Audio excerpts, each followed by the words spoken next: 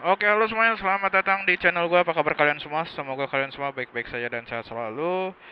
Jadi di video kali ini gue lagi test ride CBR 250 RR. Ini gue nggak tahu tahun berapa, yang jelas ini bukan yang Showa SFF BP ya namanya. Separated apa gitu. Terus belakangnya big piston. Terus ini apa ya? Yang udah dimodifikasi di motor ini tuh bannya udah pakai ini Rosso Corsa 2 ukuran 110/70. Ini standarnya dia nih. Terus belakang 140/70.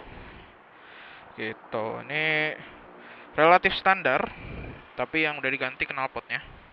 Nah, kita cek dulu ya knalpotnya. Ini unit sewa ya. Gua review aja.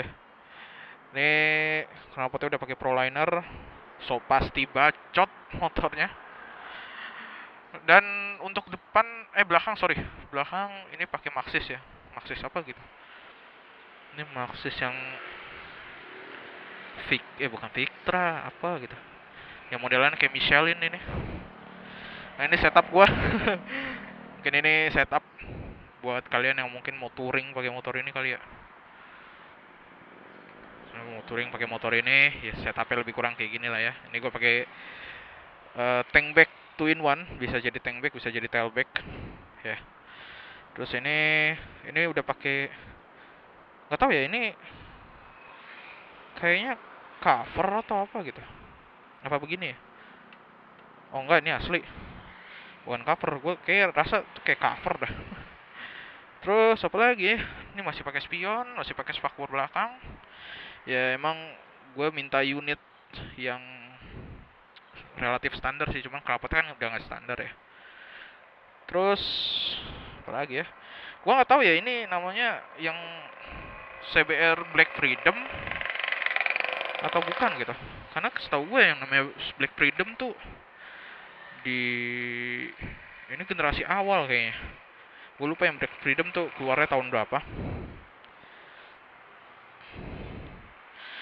Ya, inilah tampangnya gue tinggi 175 cm dengan berat 100 dengan berat 98 kilo. Nah, ini nampak banget ya. Motornya nggak tinggi-tinggi amat sih. Ini udah jalan 99.000 cuy. 100 hampir 100.000. Mantap. Soalnya banyak yang nyewa motor ini kali ya. Jadi kilometer gondrong. Terus ya mungkin kalau gue review untuk kayak ini ya, mode-modenya apa segala macam udah pada tahu lah ya. Ada channel yang lebih detail untuk membahas motor ini ya, silahkan aja mampir.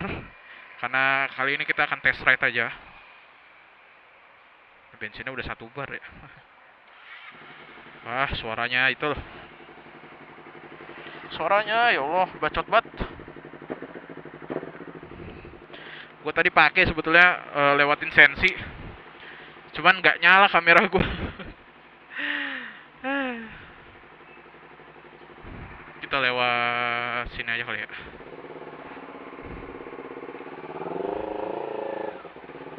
Ya oke lah.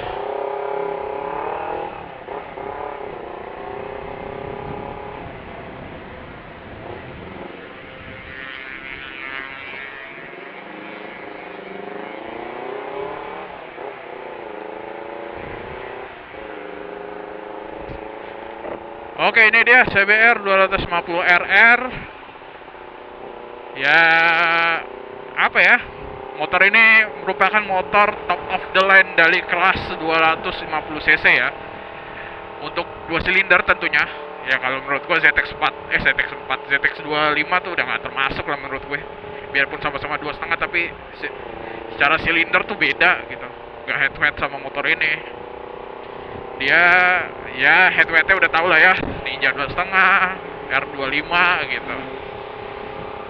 Wih anjir, Z900 ya Japan style banget ya. Itu yang old apa yang baru ya? Masih twin shock sih tapi rombongan Harley ya, Harley.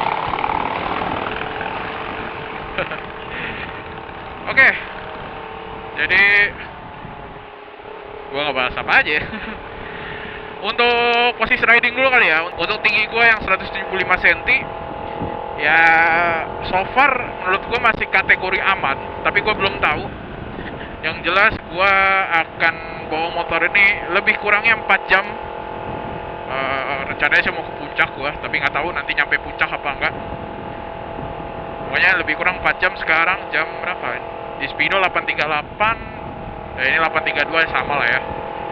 838 berarti sekitar jam 12-an lah gua baru berhenti.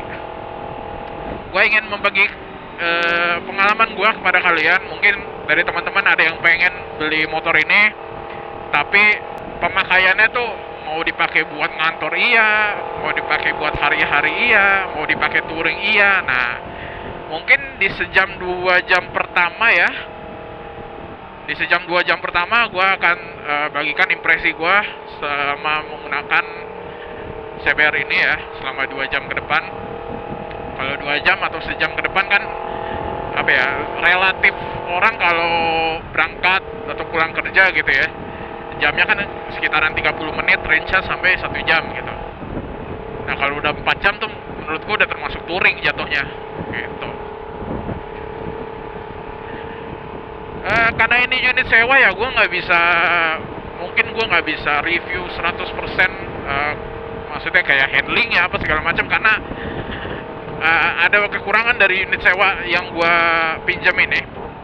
Jadi tadi pas gue arah ke sini tuh lewat apa ya, sebelum Semanggi lah ya, sebelum jembatan Semanggi, gue nyobain nikung kan. Sumpah gak pede sama sekali, bukannya nikung tapi malah lurus motor ini.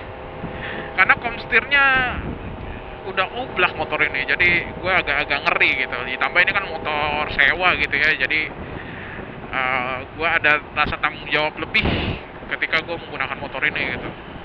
Ini rem standar, kopling standar ya, footstep dan rem belakang juga masih standar lah ya. Jadi ini posisi ridingnya sih kalau kondisi standar masih kategori nyaman lah menurut gue untuk 15 menit pertama mungkin. Tapi gue belum tahu nih 15 menit berikutnya tuh akan kayak gimana. Dan di video kali ini juga gue akan membagikan info ke kalian soal konsumsi bahan bakarnya seperti apa. Jadi mana tahu nih, mungkin dari kalian beli motor ini tapi cuma motor ini doang gitu, nggak ada alternatif kendaraan pribadi lainnya gitu. Kan biasanya kalau orang yang beli motor ini, setahu gua, kalau orang yang beli motor ini tuh dia punya motor second chance lah, entah itu matic atau mungkin bebek atau mungkin motor kopling juga ya, gua nggak tahu. Tapi biasanya mereka punya motor second chance gitu, buat dipakai harian misalnya. Kalau ini dipakai weekend doang atau touring gitu. Ini kayak kita isi bensin dulu deh. Cuma satu doang dibuka.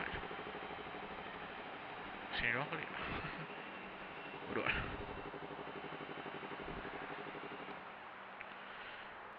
Gue juga penasaran nih full tanknya berapa. Kayak full tanknya sama deh kayak CB, CBR sama. Dia 12 literan ya. Setahu gua ya.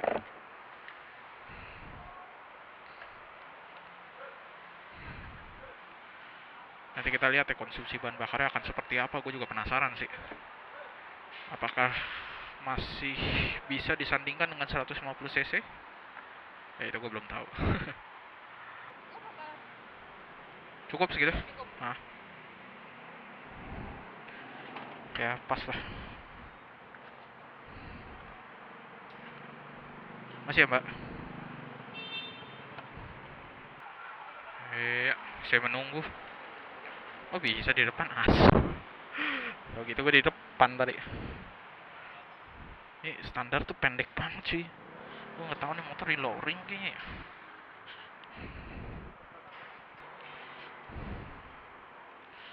Jadi tadi ngisi 9 liter. Totalnya 117.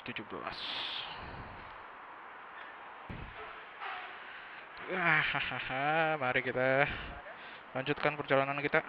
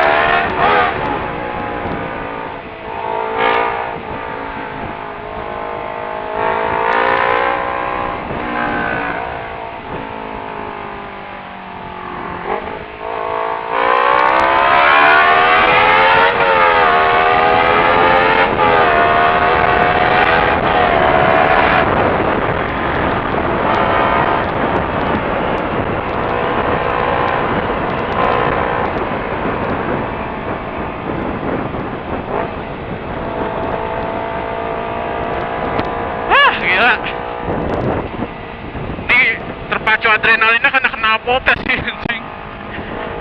Jadi bawahnya tuh nggak bisa kalem gitu.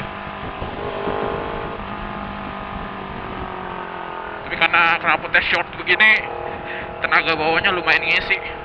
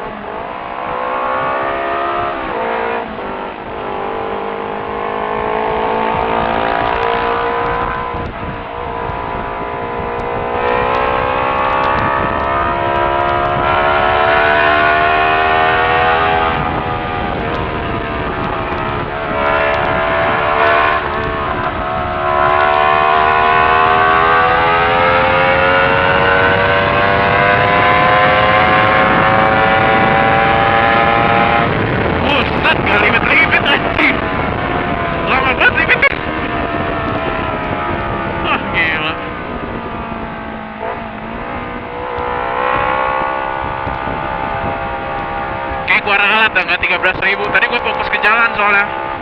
Nanti kalian cek aja dah. Segitu belum limit loh, gokil. Oh ya, kita ke Cililitan ya.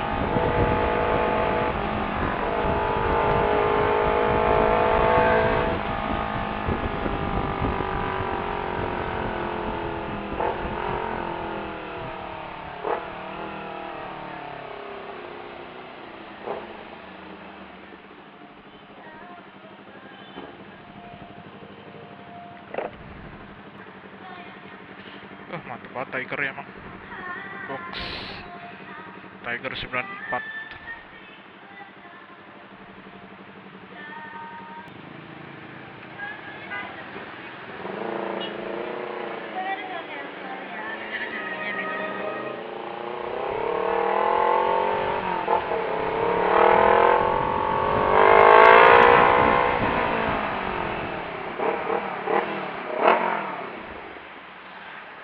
Set tiba-tiba merah begini. Kaget gue juga, langsung nengok belakang gue.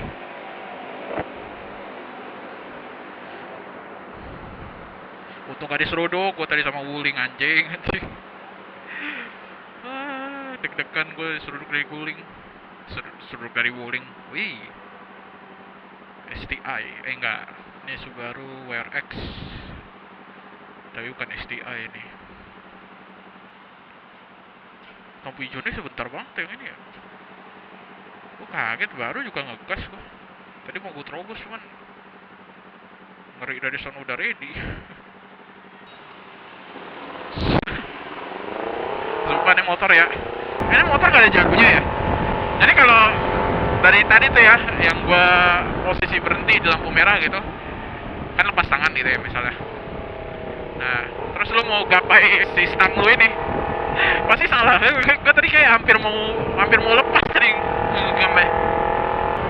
Ya, karena nggak ada jalurnya, ini kurang ada jalur sebenarnya. Kalau jalur tuh enak gitu. Jadi kan ya biasa lah ya, bawa motor pasti ada ujung gitu. Ini kopong di sini tuh aneh menurut gue.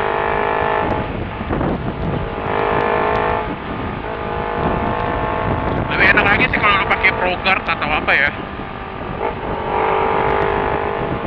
Kalau jalur biasa sih nggak oke, cuman kayak lebih enak pakai ProGuard gitu.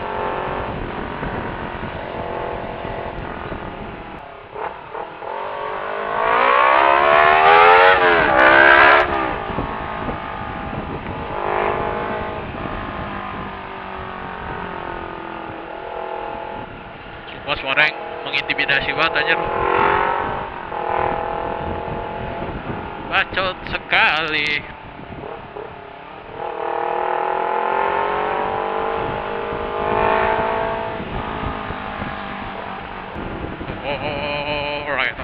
Alright. Oh iya, mumpung motor ini ada riding mode ya, kita coba ya riding mode ya. Gue dari tadi sih pakai sport doang ya, nggak tahu nih sport plus. Sambil jalan bisa ganti riding mode harusnya. Paling lu harus tutup gas aja. It's bisa. Mantap. Wih.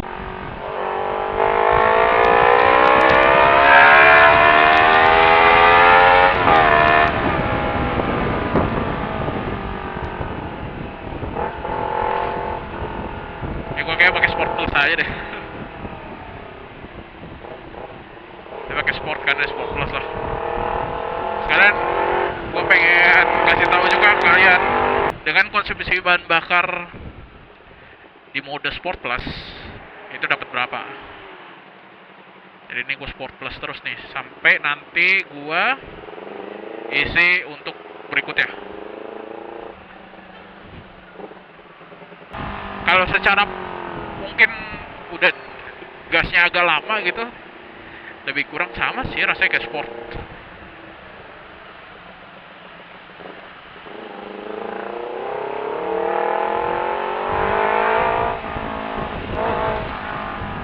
Set dah. Ini throttle by wire-nya tuh sensitif banget ya. Nggak natural gitu. Kayak dia buka gas tuh jedak jedak gitu, kayak dibuka tak tak cepet banget.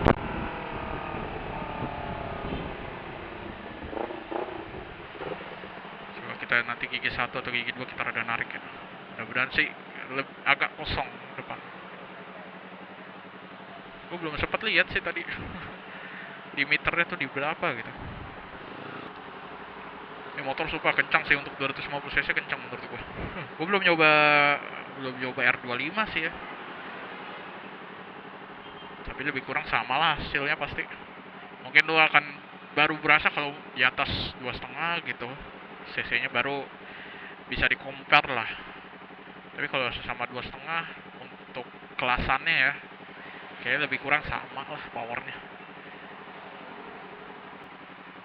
Kapan hijau nih? Hijau nih.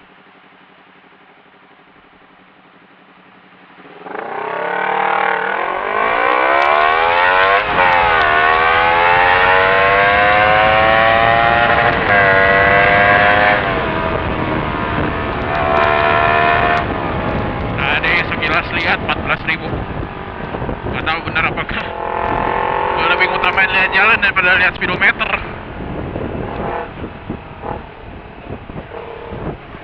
Set dah, air sampah.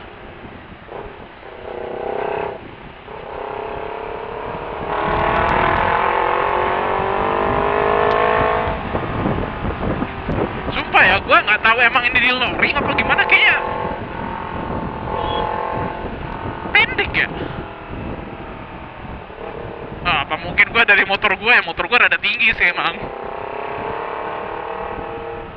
Tapi kayaknya buat orang yang di bawah 170 kayaknya masih bisa di bawah motor ini. Ya kalau dimundur-mundurin pun juga nggak susah gitu. Motor ini masih enteng. Nah, yang gue penasaran adalah, gue kan sering nonton review motor-motor moge ya, kayak Panigale gitu kan, R1 gitu.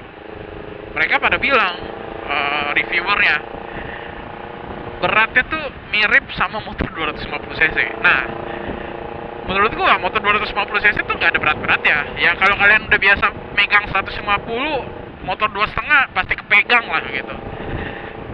Secara bobot ya gitu. Nah lu bayangin, anggaplah mungkin yang kita familiar tuh 150 cc gitu. 150 ya 2,5 ya. Itu kan beda-beda dikit lah ya. Nah, dikasih mesin 1000 cc. Nah, gak kebayang sih gua bakar seliar apa gitu.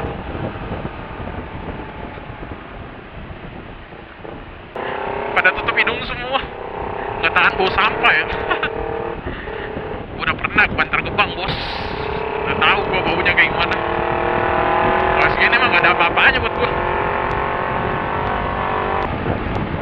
Jadi lu bayangin aja ya, ini motor 250 cc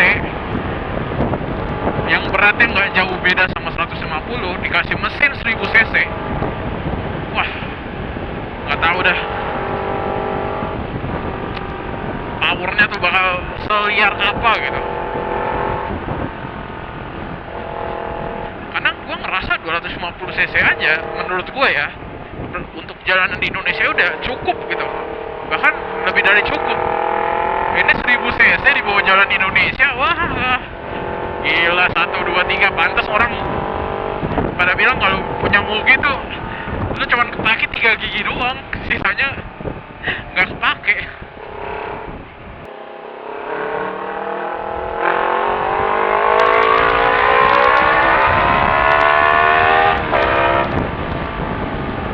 Kita coba comfort ya. Gue penasaran juga nih comfort kayak gimana. Kita coba sebentar aja. Comfort. Ya Allah, ngeden anjing. Kayak lu kalau tadi gua ditarik gas awal ya. Lu kayak salah masuk gigi tuh. Rasanya tuh kayak gitu. Yang harusnya tuh lu udah masuk gigi 1, tapi lu ketahan gigi 2 gitu. Ketahan gigi 2 terus lu buka gas, nah itu beletnya kayak gitu tuh.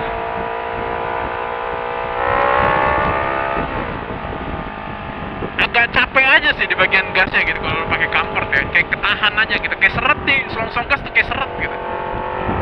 Kayak harus dikasih oli dikit gitu biar apa? Biar loncer. Ya kita balikin Sport Plus lagi lah.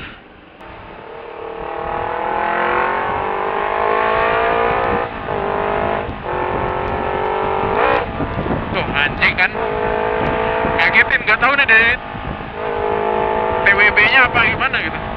Salah, TBW. Tadi rada ngunci gas ya, nggak tahu misgir apa ngunci gas ya gitu. Kaget gue. Pokoknya kalau bawa motor ini hati-hati dah.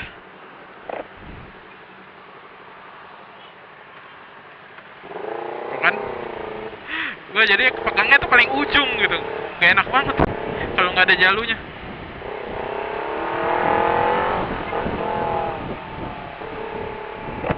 Wow, komstirnya ngeri ya. Coba gue nggak bisa review handling 100% ini.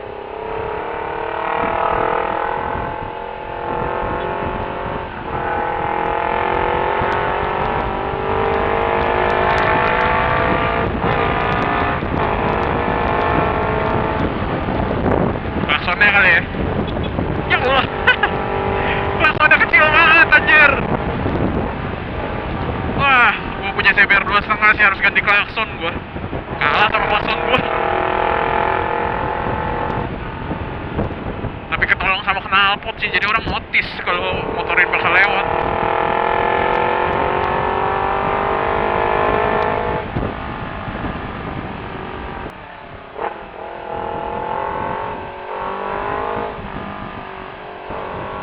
Oh, sensitif banget cuy. Tuh. Wah, TBW-nya sih gila nih. Harus hati-hati banget pakai motor ini deh.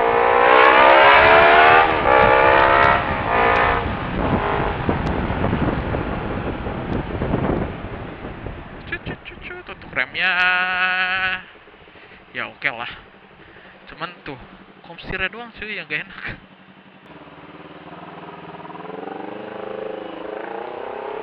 Kenapa ya orang pada ngedemen banget sih ngerokok sambil bawa kendaraan gitu, mau motor, mobil, truk. Maksudnya esensinya tuh apa gitu?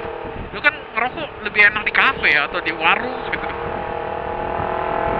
Kalau di mobil tuh kayak ya apa gitu? Esensinya tuh apa anjing? Ini mungkin gua sedikit curhat aja ya soal perokok inilah. Karena emang gua kan nggak ngerokok gitu kan. Nggak ngerokok, nggak nge-vape gua sama sekali yang berhubungan sama asap gitu. Gua perokok pasif iya pasti. Nah, gua waktu itu pernah touring mobil ya, tapi ya maksudnya road trip lah, road trip. Gua nggak tahu bahasannya apa. Pokoknya perjalanan jauh pakai mobil.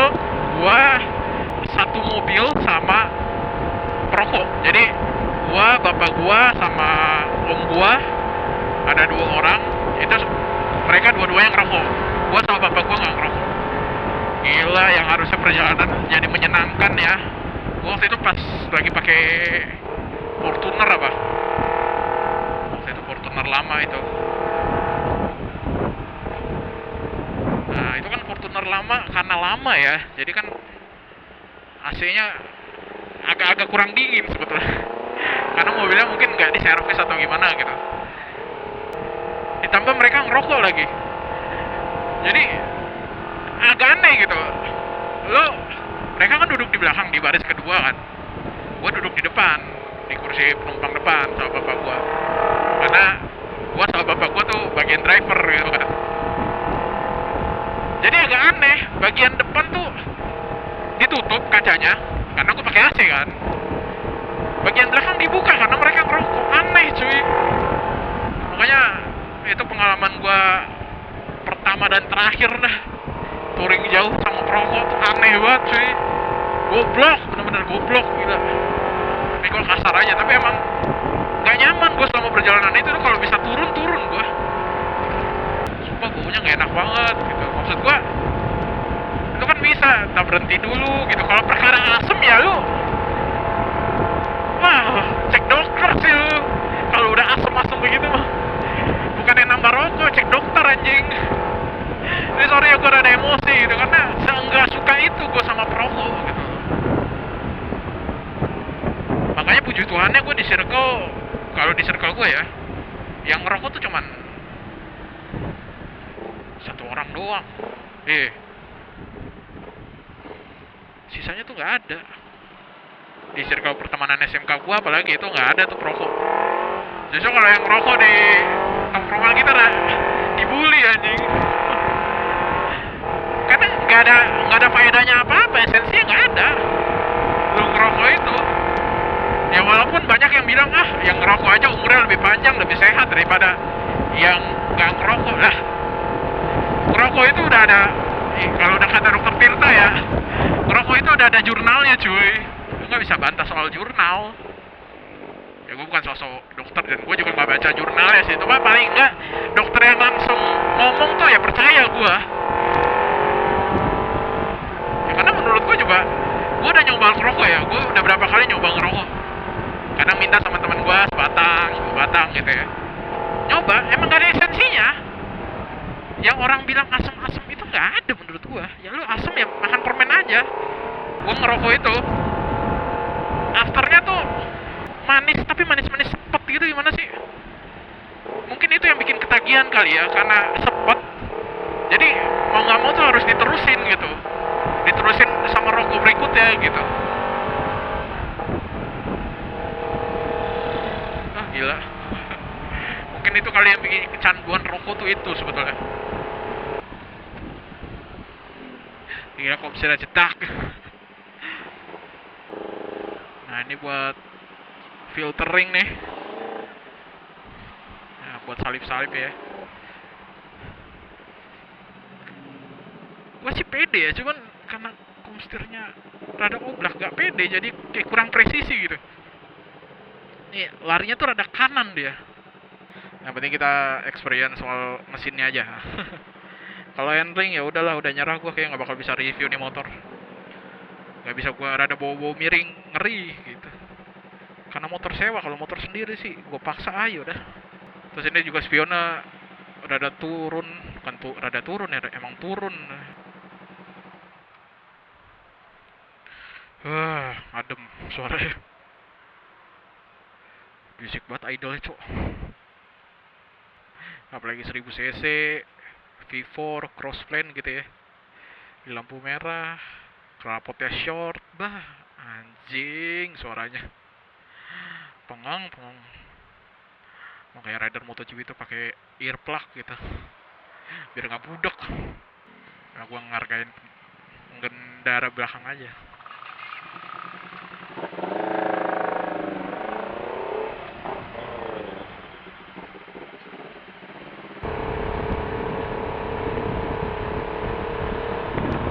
Banyak anak kecil di sini, nggak bisa gaspol.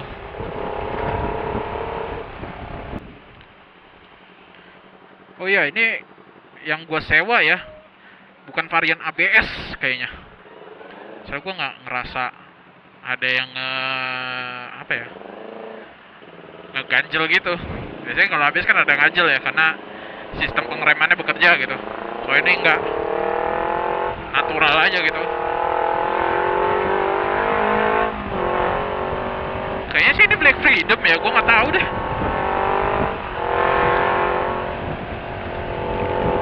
Karena velgnya dicat jadi gue nggak bisa bedain gitu.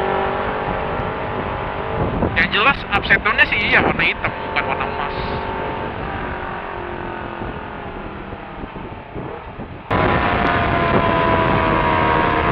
Gila, ceper banget motor. Gue tadi mau shifting aja ya, shifting lurusan begitu, sepatu gue nyangkut dong. Nyangkut, bukan nyangkut, ngegesrot aspal. Gak tau lah gue, masa ya bisa gesrot aspal gitu. Harusnya footstep standar tuh gak sependek ini harusnya. Mungkin suspensinya harusnya disetting lagi sih nih, karena CBR itu untuk shock belakangnya ya, dia bisa diatur kekerasannya. Gitu. Dia pakai kunci khusus. Biasanya lo dapat di paket pembeliannya harusnya ya. Gitu. Kalau lo beli motor CBR baru, dia biasa ada kunci kayak model apa ya? Kayak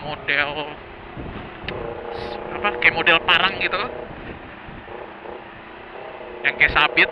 Nah, itu buat nyetel keras empuknya si shock gitu. Mungkin ini pakai tingkat yang paling empuk kali, makanya jadi ada ambles gitu. Soalnya gue ngerasa tuh harusnya tuh tinggi gak sih motor sport tuh. Ya walaupun udah pernah nyoba sih gue gesek juga rada pendek sebetulnya. Yang bikin tinggi tuh motor sasis belakangnya karena langsung nuki ke atas.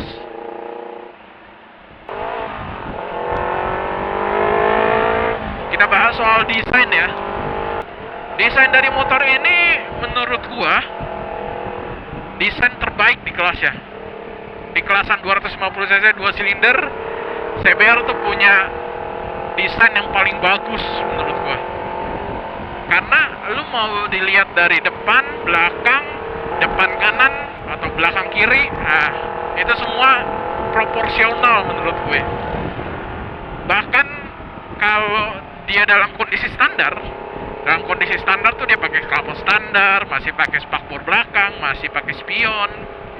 Itu proporsi semua desainnya cuy. Makanya gue suka banget sama CBR 2.5 tuh. CBR 250 RR ini ya maksudnya. Sesuka itu gue desainnya. Karena lu mau di gaya street racing masuk, mau di gaya standar pun masuk gitu. Nggak pernah salah, susah dicela untuk desainnya lah. Oh ya, mungkin buat teman-teman yang berkeinginan untuk punya motor ini, motor barunya atau mungkin beli second gitu ya, saran gua harus siapin kocek yang lumayan banyak. Mungkin sekarang harga pasarannya berapa ya CBR 2.5 tuh kalau second 40-an ya, 40-50 lah. Soalnya harga CBR tuh bertahan banget gitu dibanding R25 gitu ya. Tergantung kondisi juga sih. Nah, lu harus siapin budget lebih gitu untuk punya motor ini, karena kalau semisal motor yang lu dapat tuh kondisinya ya kurang baik, lalu kurang hoki dapetnya gitu, tapi udah terlanjur bayar, terus nah bayarnya ya amit-amit ya, bayar sellernya gitu, sellernya amit-amit kabur gitu ya misalkan, ya udahlah, ya lu harus siap dengan segala keadaannya gitu. Sebagai contoh, kita compare part standar yang ada di motor CBR 250 RR ini dengan kompetitornya yaitu Yamaha R25. Gue udah pernah singgung di video Honda Bikers Day waktu itu. CBR 2.5 punya harga kruk as untuk barunya ya, itu di 7-8 juta harganya. Sedangkan kalau lu beli Yamaha R25 untuk kruk asnya itu di angka 2 sampai 3 jutaan kayaknya. Nah, perbedaannya tuh jauh banget kan. Harganya tuh 2 kali lipat lebih dari spare partnya Yamaha gitu. Gokil nih motor, makanya apa ya? Kalau kalian suka sama desain, terus nggak ada masalah sama budget juga gitu ya, ya nggak apa-apa ambil motor ini. Tapi kalau misalnya kalian terhalang budget, saran gue pikir 2 kali buat ngambil motor ini deh, karena rada nangis juga sih lu ngeluarin duit buat spare part untuk Honda ini ya, yang relatif mahal gitu ya. Emang bukan gua skeptis sama kalian yang mau beli motor ini, enggak, tapi paling tidak dipersiapkan lah gitu. Baik kalian yang mau ngambil baru ataupun mau ngambil second pun ya tetap harus ada budget lebih kan, karena namanya motor gitu kan, dibawa jalan butuh oli, butuh bensin, butuh perawatan gitu, pasti harus ada uang lebih gitu buat merawatnya. Jadi ya bukan tau beli motornya doang gitu. Terus belum lagi sensor ini ya. Gue waktu itu kalau nggak salah, ini sorry ya kalau salah ya, waktu itu pernah nonton vlognya Chung Bike Shop ya kalau nggak salah. Nah itu dia kan sering review CBR 2.5 RR ini sama sama R25 lah waktu itu. Nah CBR 2.5 ini kalau sensor TBW nya rusak, lu tuh harus beli satu set sama throttle body-nya, karena dia plug-in di throttle body gitu. Dan kalau beli satu set tuh gue lupa harganya berapa gitu, dan itu mahal. Padahal yang rusak tuh sensornya, throttle body-nya tuh belum tentu rusak, tapi lu harus beli satu set gitu, karena dia nempel, nggak bisa dilepas gitu. Jadi lu nggak bisa beli sensornya doang, mesti beli sama throttle body-nya. Gila sih, butuh budget lebih lah, makanya gue bilang lu butuh budget lebih buat beli motor ini. Mungkin sekitar 10 sampai 20 juta buat motor ini, buat jaga-jaga aja, itu udah aman menurut gue. Udah gitu parts motor Honda tuh lu rada tricky gitu belinya, atau nemu barangnya gitu, karena kayak lu mungkin beli di online gitu ya. Contoh, gue paling sering tuh kalau beli parts Honda di Honda Cengkareng ya, itu biasanya barangnya suka kosong gitu. Terus kalau ditanya ya belum tahu lagi kapan ready gitu. Kalau Yamaha sih setahu gue sih untuk ketersediaan spare part dia mudah-mudah aja ya, gampang-gampang aja kalau lu mau nyari spare part. Bahkan lu sampai ke mungkin ke dealernya aja, lu datang ke dealernya sendiri, kayaknya bakal ready gitu barangnya.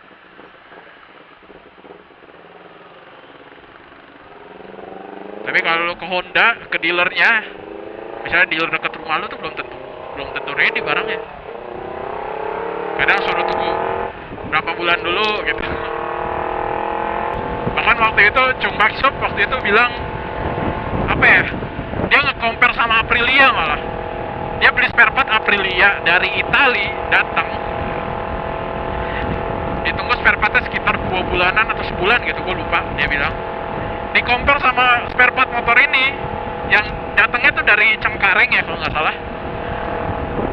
Datangnya dari Cengkareng, nunggunya 6 bulan, bahkan sampai motornya udah keburu dijual sama pemiliknya. Kacau memang, sesusah itu nyari spare part motor Honda untuk motor ini ya. Sama motor Honda lain sih juga sama ya, rada-rada susah gitu nyarinya. Dia Honda itu banyak yang bilang banyak spare partnya gitu ya, berlimpah spare partnya Honda, nggak susah nyarinya. Itu KW-nya cuy, bukan ori-nya. Kalau KW-nya banyak, lu mau nyari bengkel-bengkel kaki lima tuh ada aja gitu spare partnya. Kalau selagi spare part yang gas, maksudnya terbilang bukan mesin ya gitu, ada aja KW-nya gitu. Kalau udah internal mesin, masa gua nggak nyaranin lu beli KW sih.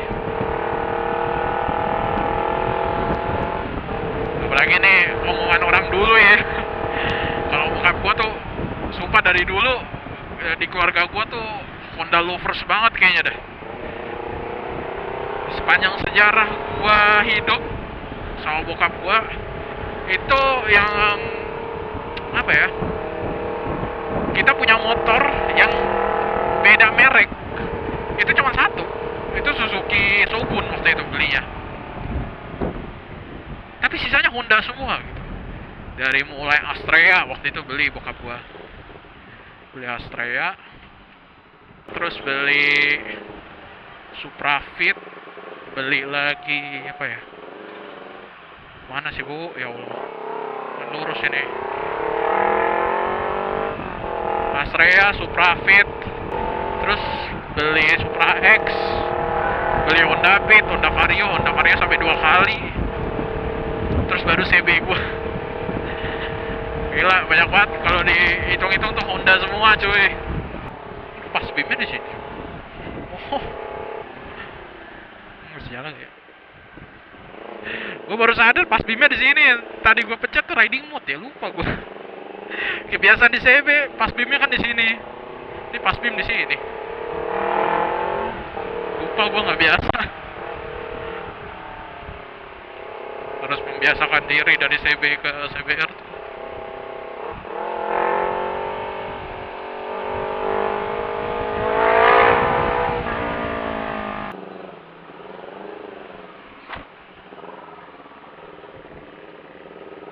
Gila, mentok cuy. Kaget gue. Kayak mentok rolling dah tadi.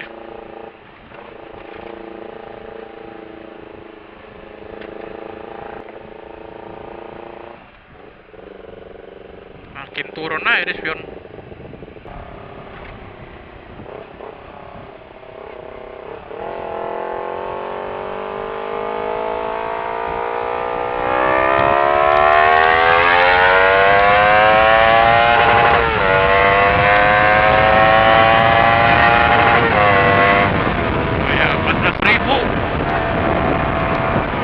Jalannya lapang, jadi masih aman lah. Tadi ngecek speed limit. Gua ngecek limiter doang ya. Gua udah tahu gua 14.000. Gua kira tadi 13.000. Limitnya 14.000. Ini kalau di remap 16.000 sih nyampe kayaknya ya.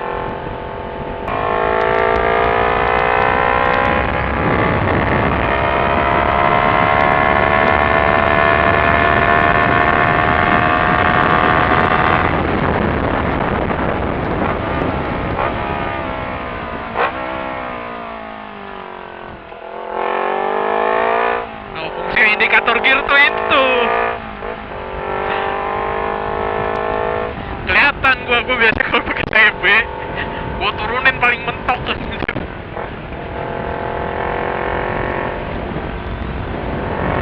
Ini kan enggak ketahuan. Oh gigi 2 ya udah cukup di gigi 2. Kalau tiba-tiba gua gigi 1, pantas kulkas gua cepet jebol.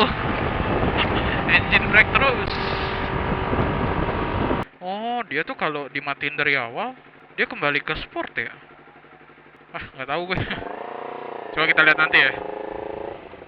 Dia berlaku cuma dimatiin sebentar, kembali ke sport, atau dia dimatiin rada lama, baru kembali ke sport mode. Soalnya tadi gue pakai sport plus, gue matiin motornya jadi sport lagi. Oh, berarti itu dia nggak di settingan awal kita pakai ya. Oke, tadi gua kan sudah coba motor ini lebih kurang 2 jam lebih.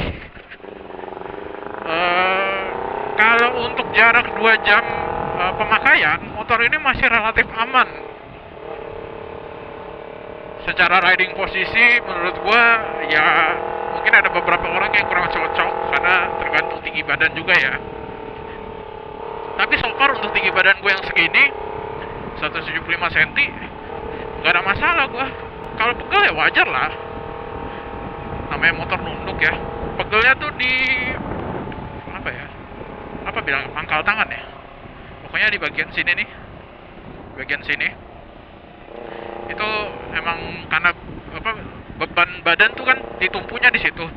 Jadi pegelnya pasti di situ. Apalagi lu buka buka tutup gas kan. Tapi tangan kiri nggak ada loh, nggak ada pegelnya sama sekali. Pundak juga biasanya.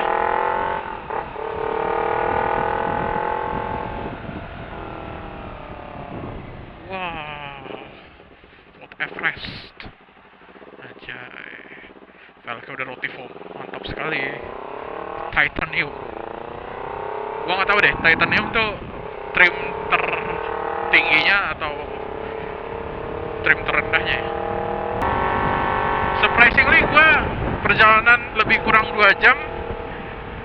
Joknya sih terbilang apa ya? Terbilang empuk dan gak bikin pegel justru. Ini udah 2 jam gua pakai ya, gak ada pegel-pegelnya cuy. Ya nggak tahu ya nanti 4 jam berikutnya apakah nanti pegel atau enggak. Tapi yang jelas untuk saat ini ya nggak ada pegel-pegelnya, enak-enak aja gitu.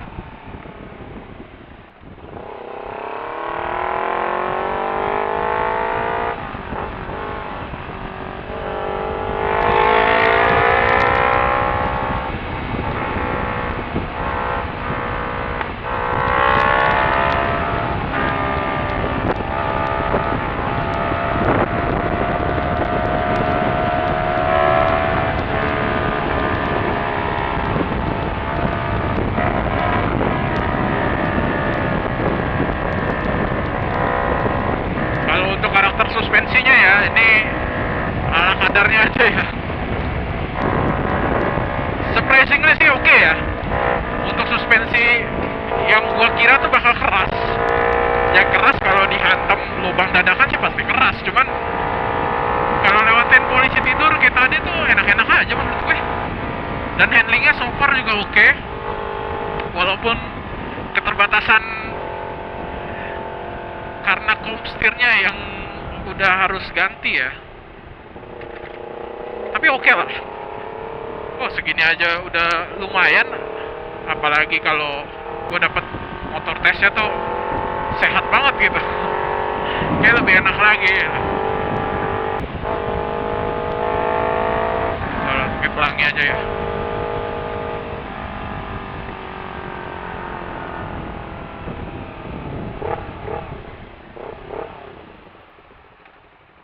Tuh. Yang bikin gak pede tuh komstirnya. Muter balik aja jadi ragu.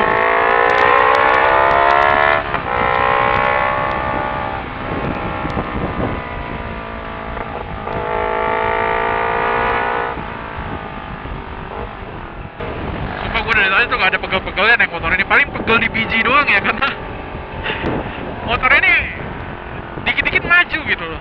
Mungkin kalau pakai jok yang kayak jok racing gitu ya, yang kasar kayak amplas, mungkin itu lebih grip, lebih enak gitu. Ini nggak tahu kenapa kena biji bom. Jadi harusnya bisa mundur. Nah ini lebih mundur kan enak ya. Cuman pasti nanti maju lagi. Ini spion antara guna gak guna ya.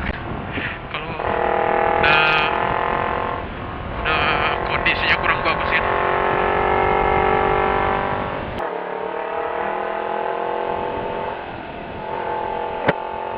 Akhirnya sampai juga di puncak.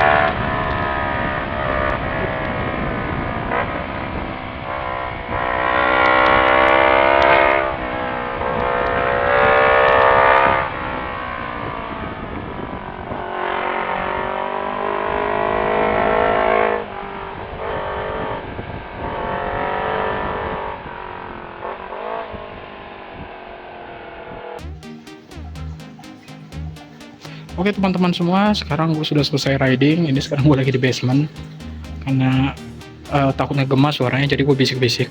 Oke, di sini gue mau kasih kesimpulan aja. Dari yang pertama adalah motor ini tuh kalau soal desain no debat ya. Gue suka banget desain dari motor ini di setiap angle ya, mau dari depan, samping ataupun belakang ya. Itu tuh semua gue suka gitu. Jadi mau dari angle manapun motor ini tuh nggak pernah salah. Bahkan sampai motor ini mungkin dalam kondisi standarnya ya, itu tuh gue suka banget.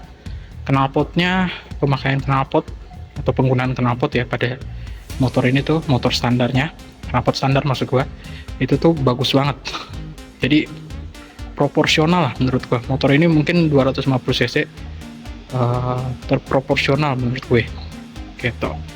Ya emang Honda jualan desain sih menurut gue ya gitu, tapi ya balik lagi gitu, kalau mesin ya kalau ditanya soal durabilitas ya itu tergantung kalian cara ngerawatnya kayak gimana. Tapi gue udah bocorin ya tipis-tipis kalau parts motor ini tuh nggak murah dan terbilang ya susah lah untuk dicari gitu ya. Tapi itu pinter-pinternya kalian aja lah, punya relasi mungkin ikut komunitas atau ikut forum CCBR nya atau forum motor-motor Honda lainnya, itu bisa dapat inspirasi untuk mungkin tempat beli spare part yang bagus ya kayak gitu. Terus berikutnya adalah motor ini menurut gua cocok untuk touring tapi kurang untuk city riding ya. Kalau udah terbiasa pakai motor sport sih ya gas aja buat harian nggak masalah gitu ya. Saran kalau misalnya pakai touring ya equipmentnya yang proper, apalagi touringnya yang berhari-hari ya. Jadi kan ada tuh yang apa sih, gue lupa namanya apa, tapi ada yang protektor bahu.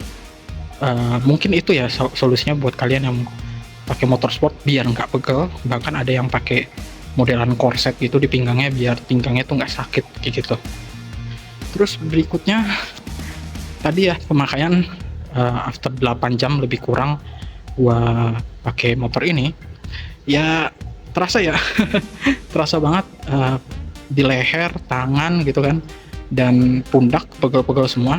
Tapi ya itu karena gue belum terbiasa pakai motor sport kayak gitu, karena motor gue naked. Terus kemarin juga review CBX gitu ya, jadi lebih kurang sama lah karena sama-sama naked gitu menurut gue.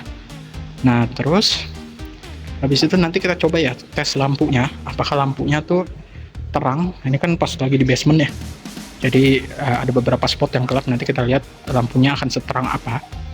Terus berikutnya adalah konsumsi bahan bakarnya. Nah konsumsi bahan bakarnya yang tadi gue udah sebutin sekitar 23,6 km per liter ya. Menurut kalian gimana, worth it gak? Mengingat gue sih baru melakukan pengetesan pada CBR ini ya. Ya mudah-mudahan aja ditunggu untuk review motor 250cc lainnya ya. Mudah-mudahan gue bisa apa ya, bisa review dan gue bisa compare ya antara motor ini dengan motor 250cc 2 silinder lainnya kayak gitu. Terus kekurangan dari motor ini adalah motornya cepat panas ya, motornya lumayan cepat panas. Jadi saran gue mending pasang radiator yang lebih gede atau radiator dengan double fan ya. Dan apa ya, mudah-mudahan solusi itu membuat motor ini secara panas untuk mesin itu jauh lebih berkurang ya gitu. Karena ya motor ini balik lagi gitu, musuh utamanya adalah panas karena radiatornya kecil. Jadi saran gue radiatornya dibesarin, karena banyak banget kasus dari motor ini mesinnya jebol karena kepanasan kayak gitu. Apalagi buat penggunaan dalam kota ya, yang menurut gue radiatornya mendingan digedein lah kayak gitu. Terus berikutnya adalah motor ini tuh punya nafas yang panjang ya. Jadi kalau mau merasakan sensasi motor ini bisa di motor mau coba sensasi motor ini ya, mungkin nggak bisa di dalam kota ya gitu, karena ya gigi 5 atau 6 nya gitu mungkin jarang kepake gitu. Tapi kalau hanya sekedar shifting it's okay, nggak masalah kayak gitu. Dan berikutnya adalah radius putar. Nah radius putar ini ya sama kayak motor sport pada umumnya gitu, ya kecil gitu untuk radius putarnya. Jadi kalau saran gua ya kadang kan nggak bisa diubah juga ya radius putar motor ini tuh. Lo mau ganti stang naked karena dia konstruksinya tuh udah motorsport gitu. Lu mau ganti stang naked juga nggak nolong sebetulnya kayak gitu. Ya apa ya, saran gue kalau muter balik gitu ya kan, muter balik biasanya pelan-pelan. Gue juga tadi muter balik coba pelan-pelan, kuncinya jangan panik gitu. Kalau panik udah pasti jatuh bego menurut gue kayak gitu. Jadi pelan-pelan aja gitu, sembari diseimbangin motornya kayak gitu ya. Dan apa ya, kalau ditanya buat selap-selip, menurut gua motor ini ya gue sih pede-pede aja pakai motor ini buat selap-selip ya. Ditambah motor ini kan spionnya bisa dilipat gitu. Dia spionnya tuh ya kalau ini kan karena kondisinya kurang apa ya, kurang bagus lah ya, makanya spionnya rada meletot gitu kan. Tapi kalau spionnya kondisi baik ya dia dilipat terus dibuka lagi tuh ke posisi awal gitu, nggak kayak Ninja Karbu ya. Setahu gue kalau Ninja Karbu tuh kalau udah balik pakai spion standarnya tuh nggak bisa balik, harus di setting lagi kayak gitu.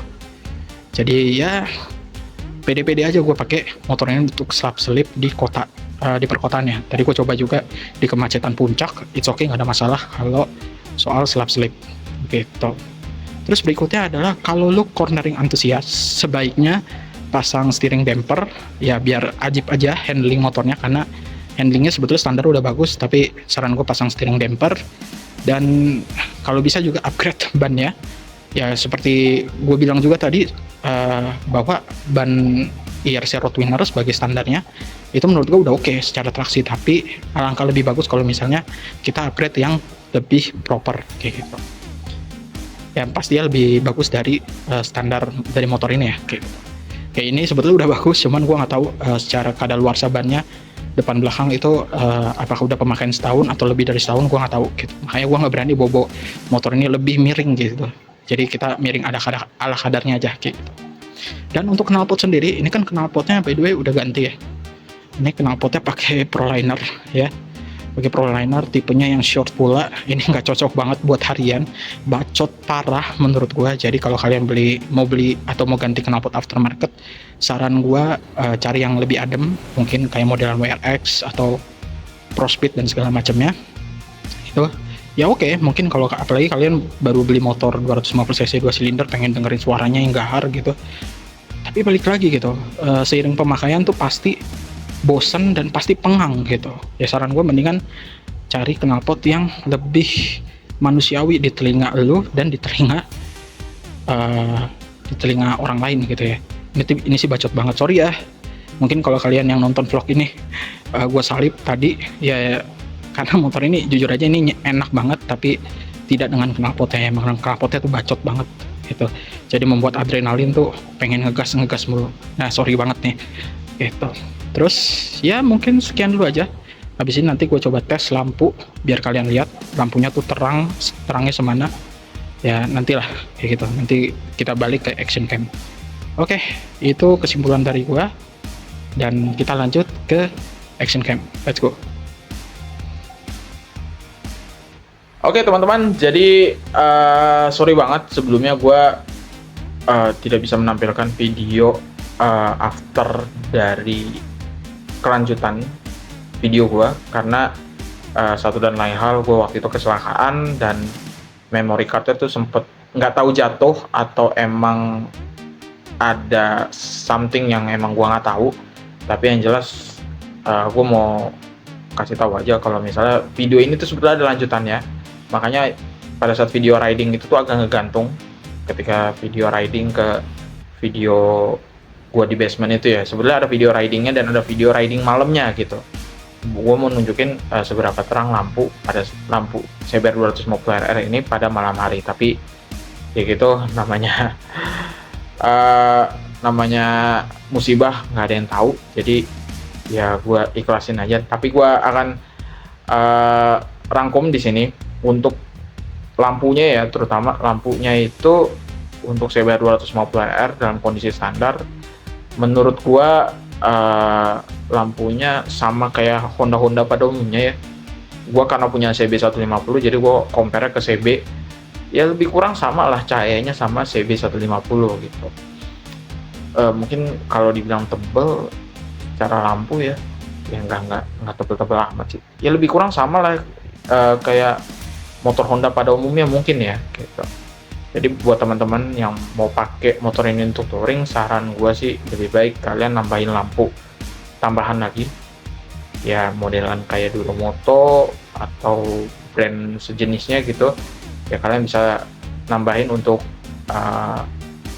apa ya, untuk menunjang aktivitas touring kalian biar jadi lebih nyaman pada saat malam hari ya. Terus terutama juga untuk klaksonnya juga itu kecil banget untuk standarnya. Jadi kalau saran gua, apalagi kalau kalian pakai motor ini dalam kondisi standar ya, knalpot standar kayak gitu ya, kan nggak ada apa ya, nggak ada yang bisa dinotis dari motor ini. Kalau misalnya motor ini lewat, apalagi motor ini kencang lewatnya gitu ya, kalian baunya ngebut, tapi knalpot standar gitu ya, ya setidaknya klakson jangan standar lah kayak gitu, klakson ganti juga kayak gitu yang lebih besar secara volume ya kayak gitu. Terus apalagi ya balik lagi kayak tadi video sebelumnya, emang motor ini sebenarnya handlingnya enak banget ya, harusnya sih enak ya, tapi kondisi motor ini lagi nggak bagus kondisinya ya. Pada saat gue pakai itu foam setir oblak, terus bannya juga gue nggak tahu itu produksiannya kapan, makanya gue nggak bisa bawa. Rada rebah dikit atau cornering dikit tuh ya ada ketakutan gitu, gue takut jatuh gitu, karena ini motor sewa gitu kan, bukan motor pribadi gitu ya. Gue tahu motor ini handlingnya bagus sebenarnya. Gue dari review Otomotif TV pada saat itu nge-review motor ini awal kemunculan. Motor ini tuh handlingnya tuh bagus banget, bahkan ban standar pun bisa diajak cornering. Nah itu ya, gue belum nyoba secara langsung, tapi ya mungkin next bisa nyoba CBR lagi gitu, dengan kondisi yang lebih fresh, lebih bagus gitu ya. Gue nggak tahu lah kapan lagi bisa, tapi fokus gue sih pengennya nyoba motor sekelasnya tapi beda brand gitu ya. Mungkin itu aja yang bisa gue sampaikan terkait dengan review CBR kali ini. Jadi buat teman-teman, jangan lupa like video ini, jangan lupa subscribe dan nyalakan lonceng notifikasi biar video baru dari gue tidak ketinggalan. Oke, thank you yang sudah menonton. Bye bye.